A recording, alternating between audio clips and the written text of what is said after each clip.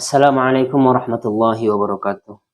Innal hamdalillah nahmaduhu wa nasta'inuhu wa nastaghfiruh wa na'udzu billahi min syururi anfusina wa min sayyiati a'malina. May yahdihillahu fala mudilla lahu wa may yudlil fala hadiyalah. Asyhadu an la ilaha illallah wahdahu la syarikalah wa asyhadu anna Muhammadan 'abduhu wa rasuluh. Allahumma shalli ala Muhammad wa ala ali Muhammad. Saudaraku yang dirahmati Allah Subhanahu wa taala, kita lanjutkan kajian kita pada kitab Bulughul Maram yang insya Allah saat ini pada kesempatan ini kita akan membahas bab tentang masjid. Kita lanjutkan saja pada hadis yang pertama dari Aisyah radhiyallahu anha. Dia berkata, Rasulullah Shallallahu Alaihi Wasallam memerintahkan untuk mendirikan masjid di kampung-kampung, membersihkan serta memberinya wewangian. Hadis ini sahih ya, dinukilkan oleh Ahmad, Abu Dawud, At-Tirmizi, Ibnu Majah, Ibnu Hibban dan yang lainnya. Jadi hadis ini menunjukkan bahwa disyariatkannya kita untuk membersihkan masjid, dan ini terbagi ke dalam dua macam. Yang pertama, membersihkannya dari kotoran. Ini adalah perkara yang wajib berdasarkan firman Allah, dan sucikanlah rumahku bagi orang-orang yang tawaf dan orang-orang yang beribadah dan orang-orang yang ruku dan sujud. Yang kedua, membersihkannya dari gangguan kotoran selain kotoran najis. Hukum asalnya adalah sunnah. Misalnya dengan memungut kertas yang jatuh, daun yang jatuh, ataupun yang sepertinya. Tetapi jika dikhawatirkan sampah itu menumpuk sehingga menimbulkan bau yang tidak sedap, maka membersihkannya ini menjadi wajib. Kalau di kita Maya, kalau di masjid sekarang karena sudah megah, sudah mewah, daun di sini kita ganti sajalah dengan debu. Jadi ada alat-alatnya juga, alat seperti debu atau alat pel dan lain sebagainya. Nah, lalu kemudian sabda beliau yang mengatakan memberinya wewangian. Nah, ini menunjukkan pada larangan seseorang masuk ke masjid dalam keadaan bau. Jadi penting ya, kita juga yang masuk masjid ini memperhatikan keadaan badan kita, keadaan aroma atau bau badan kita. Kalau sekiranya bau badan kita ini ya, kira-kira tercium oleh orang, maka hendaklah ketika kita ke masjid tersebut menggunakan wewangian. Lebih-lebih pada area yang biasa atau yang menimbulkan bau yang tidak sedap, seperti ketiak kita ya, bau mulut kita. Oleh karenanya hendaklah kita sikat gigi dulu atau bersiwak sebelum ke masjid atau sebelum melaksanakan sholat. Sebelum kita ke masjid tersebut, kita perhatikan ya pakaian kita pakai parfum lah, dan pokoknya tidak menimbulkan bau ya, sehingga bau tersebut dapat mengganggu saudara kita yang ada di sebelah kiri dan sebelah kanan kita. Lalu selanjutnya dari Abu Hurairah radhiyallahu anhu, dia berkata, Rasulullah Shallallahu Alaihi Wasallam pernah bersabda, semoga Allah membinasakan orang-orang Yahudi karena mereka telah menjadikan kuburan nabi-nabi mereka sebagai masjid. Ini tidak boleh ya, menjadikan kuburan atau ini larangan menguburkan mayit di area masjid. Di dalam riwayat Bukhari dan Muslim disebutkan dari Aisyah radhiyallahu anha, jika ada orang soleh di kalangan mereka yang meninggal, mereka pun membangun masjid tempat ibadah di atas kuburannya. Dalamnya dinyatakan merekalah seburuk-buruk makhluk. Kita bahas ya syarah hadis ini. Yang pertama, haram hukumnya mengubur jenazah di area masjid. Haram ya, apalagi di dalam masjid tersebut, itu diharamkan. Demikian pula mendirikan masjid di atas kubur, hukumnya juga haram. Perbuatan-perbuatan tersebut tergolong dalam dosa besar yang menyebabkan pelakunya berhak memperoleh laknat. Begitu pula apabila seorang membangun masjid dengan tujuan pribadi bahwa dia ingin dimakamkan di situ. Setelah meninggal itu ya ada orang membangun masjid ya khusus ya. Dengan niatan nanti kalau dia meninggal, dia ingin dikuburkan di situ. Ini diharamkan. Lalu bagaimana dengan orang berwasiat ketika dia membangun masjid tersebut? Dia berwasiat bahwa nanti ketika dia meninggal, dia dikuburkan di dalam masjid tersebut. Apakah wasiatnya ini boleh dilaksanakan apa tidak? Maka jawabannya tidak boleh melaksanakan wasiat orang tersebut. Kenapa? Karena wasiatnya itu adalah wasiat dalam kemaksiatan kepada Allah Subhanahu wa taala. Lanjut, membangun masjid di atas kuburan atau meletakkan gambar-gambar orang soleh di masjid termasuk perbuatan orang Yahudi dan Nasrani. Maka orang yang melakukan perbuatan ini berarti telah menyerupai mereka ya, dan berhak mendapatkan azab seperti yang menimpa orang-orang kafir. Ini ya banyak sekali yang kita dapati. Pelaku syirik rela merendahkan diri di sisi makam orang soleh. Mereka bersujud coba di sana. Banyak ya kita lihat di video-video tersebut. Mereka bersujud, minta doa di sana, meminta doa kepada orang yang telah meninggal. Ya, ini bahaya ini. Kita lanjut dari Abu Hurairah radhiyallahu anhu, dia berkata, Rasulullah Shallallahu alaihi wasallam mengirim pasukan berkuda dan mereka pun kembali dengan membawa seorang tawanan. Lalu mereka mengikatnya di salah satu tiang masjid. Hadis ini sahih diriwayatkan oleh Al-Bukhari. Nah, hadis ini menjelaskan dibolehkannya memasukkan orang kafir ke dalam masjid untuk suatu keperluan.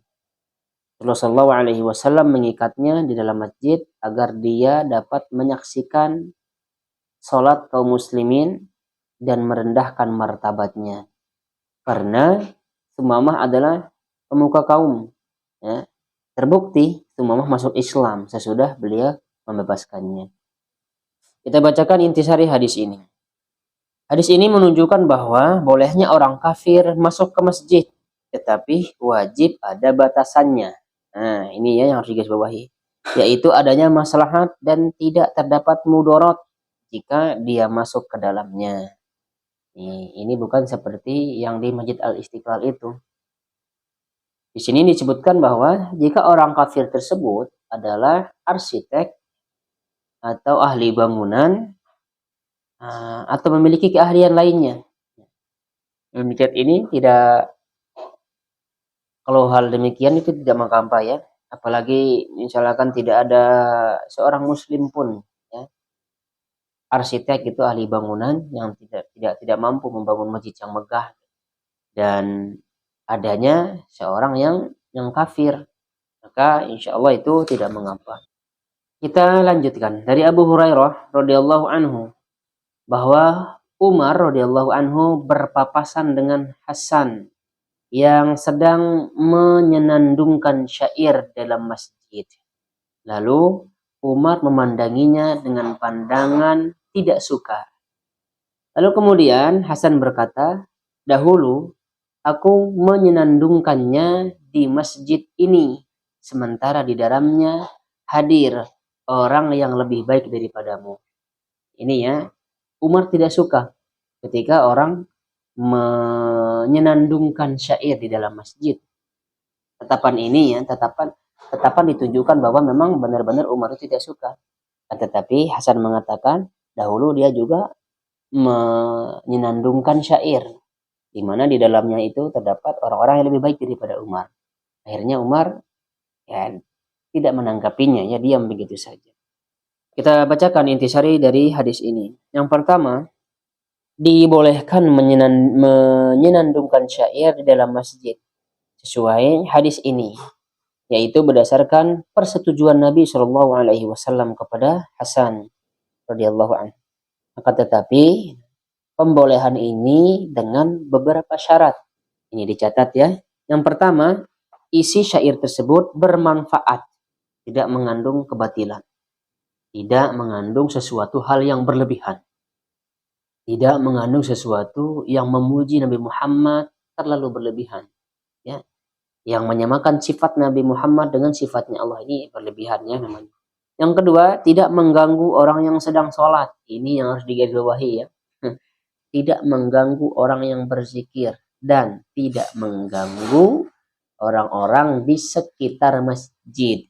Itu syaratnya. Jadi kalau mau cari aman, tidak usah pakai speaker. Itu cari aman. Kenapa? Karena kalau pakai speaker, dikhawatirkannya tetangga-tetangga yang di dekat masjid ini kedatangan tamu, sehingga suaranya tidak kedengeran. Masa aja jerowokannya ada tamu ngobrolnya sambil jerowokan. Mungkin orang tuanya nelpon sehingga tidak kedengeran dan yang lainnya. Itu ya, itu tidak boleh. Yang ketiga, tidak membuat orang-orang tertarik hingga menggerumuninya. Sebab ini jelas mengganggu orang yang sedang sholat, orang yang sedang membaca Al-Quran, orang yang berzikir. Nah, ini mengganggu ya. Pertama, ketika orang sedang sholat di dalam masjid tersebut. Ketika orang baca Al-Quran dan yang zikir mereka terganggu. Sebab tujuan dibangunnya masjid tak lain untuk menegakkan sholat dan berzikir kepada Allah Subhanahu wa Ta'ala. Namun di kita mah kebalik, memperbanyak lantunan-lantunan syair, memperbanyak menyenandungkan syair-syair daripada berzikir, daripada membaca Al-Quran, daripada memperbanyak sholat. Ini di kita ini, Masya Allah, luar biasa ini fitnah akhir zaman. Di samping itu banyak sangat mengganggu sekali sampai-sampai jam 9 malam, jam setengah 10, bahkan sampai jam 10 malam masih menyenandungkan syair sambil pukul-pukul rebana. Ini kan sangat mengganggu ya tetangga. Coba kalau kita perhatikan, itu sebenarnya hal yang dilarang ya dalam syariat kita. Akan tetapi karena mengikuti hawa nafsu jadinya dilanjutkan terus, tidak kenal waktu. Kita lanjutkan. Dari Abu Hurairah radhiyallahu an, dia mengatakan Rasulullah sallallahu alaihi wasallam bersabda, siapa saja yang mendengar ada seseorang mencari barangnya yang hilang di dalam masjid dengan mengumumkannya, maka katakanlah, semoga Allah tidak mengembalikannya kepadamu, karena masjid dibangun bukan untuk itu. Masih dari Abu Hurairah ya, bahwasanya Rasulullah sallallahu alaihi wasallam bersabda, jika kalian melihat seseorang berdagang atau dia membeli sesuatu di dalam masjid, maka katakanlah kepadanya, semoga Allah tidak memberikan keuntungan dari perniagaanmu. Ini menunjukkan bahwa larangan berjual beli di dalam masjid. Nah, termasuk ini ya yang zaman sekarang kan zaman modern ini. Berjual beli cukup dengan HP saja. Nah, jadi ketika kita bertransaksi dengan HP kita di dalam masjid, maka itu tidak diperbolehkan. Kalau ingin bertransaksi ya, dengan memakai HP di dalam masjid itu, misalkan ada orderan nih ya, ada orderan nih, ting, nah, bunyi orderannya.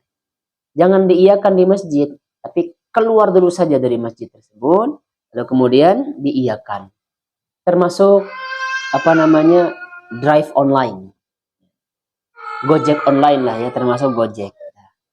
Kalau misalkan dia lagi sholat, dia sedang berzikir, lalu kemudian masuk orderan. Nah, masuk orderan, maka seyogianya dia harus keluar. Ya, lalu kemudian menerima orderan tersebut. Tidak boleh menerimanya di dalam masjid. Kita lanjut dari Aisyah radhiyallahu anha, dia mengutarakan saat menderita luka parah pada perang Khandaq, maka Rasulullah sallallahu alaihi wasallam pun mendirikan kemah untuknya agar beliau dapat menjenguknya dari dekat. Nah, hadis di atas menjelaskan bahwa masjid boleh digunakan sebagai tempat merawat orang yang terluka dengan catatan tidak mengganggu aktivitas ibadah di dalamnya, tidak mengotorinya, dan tidak menggunakan secara permanen untuk kegiatan tersebut. Aku menyaksikan Rasulullah SAW menutupi pandanganku pada waktu aku melihat orang-orang Habasyah bermain-main di masjid. Hadis ini sahih ya. Jadi masjid dan berikut pekarangannya boleh saja digunakan sebagai tempat bermain. Akan tetapi dengan beberapa catatan, diantaranya dengan menjaga kenyamanan serta kebersihan masjid tersebut. terutama ini buat anak-anak. Anak-anak diperbolehkan ya untuk datang ke masjid. Yang nama juga anak-anak kan terkadang ya main di masjid. Akan tetapi hal tersebut tidak boleh ya mengganggu orang-orang yang sedang sholat. Kita lanjutkan ya dari Anas radhiyallahu anhu, dia bertutur Rasulullah Shallallahu alaihi wasallam bersabda, tidak terjadi hari kiamat hingga orang-orang saling berbangga dengan masjid. Hadis ini sahih diriwayatkan oleh Abu Dawud. Berbangga-bangga dengan masjid yaitu berbangga-bangga dalam hal bangunannya, berbangga-bangga dengan perhiasannya dan tinggi bangunannya, seperti seorang yang berkata ke temannya, wah masjidku ini lebih bagus daripada masjidmu. Masjid kami lebih bagus dibandingkan dengan masjidmu. Atau bangunan masjid kami lebih bagus daripada bangunanmu. Memang ya, di zaman sekarang banyak di antara kita bangga, manusiawi ya, bangga dengan masjid, di mana masjid tersebut kan dari swadaya masyarakat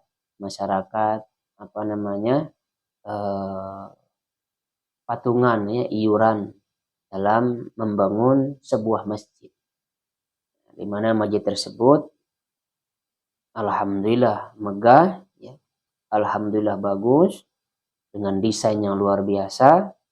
Kan tetapi yang lebih kita perhatikan adalah kemakmuran masjid tersebut. Yang harus kita lebih perhatikan adalah bagaimana masjid tersebut ya ramai, bagaimana masjid tersebut menjadi tempat yang nyaman bagi orang-orang. Masjid tersebut ramai ya, orang-orang datang kepada masjid tersebut untuk sholat berjamaah dan membuat acara-acara yang bermanfaat lainnya. Dalam hadis ini juga melarang kita untuk berbangga-bangga dengan bangunan-bangunan masjid.